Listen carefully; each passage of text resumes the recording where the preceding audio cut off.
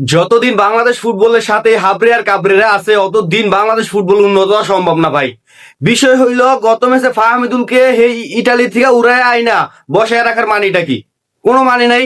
কেউ জানে না কে লিয়ে বসায় রাখছে। তারপর আবার দুইটা গোল খায় হারছে।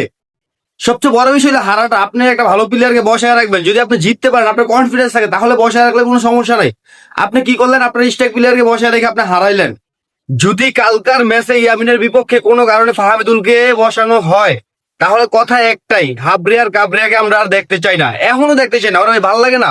টাকলায় মনে করেন কি করে না করে, হ্যাঁ হ্যাঁ করে করে ভাই কেন রাখছে? হয়তো বাংলাদেশ টিমের সাথে থাকারই যোগ্য না, কেন যে ওরে রাখে ওইটাই মাথায় ঢোকে না। এই হাবরিয়ার কাবরিয়ার লিগা বাংলাদেশ ফুটবল এত পিছায়া, ওরে পাল রাখ ভাই। ওর ভিতরে কি এমন আছে যে ওরে রাখতে হইব?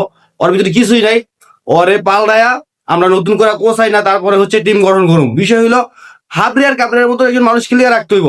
আর হাবরিয়ার কাবরিয়ার রাইখা বাংলাদেশ ফুটবলে 12টা বাজিয়ে দেবো উকিল লিগা। আমরা কালকের ম্যাচে ফাহামিদুলকে অবশ্যই দলে চাই। যারা আমার সাথে একমত আছেন অবশ্যই কমেন্টে বলে যাবেন। আর বিষয় হলো হাবরিয়ার কাবরিয়ার দিন শেষ।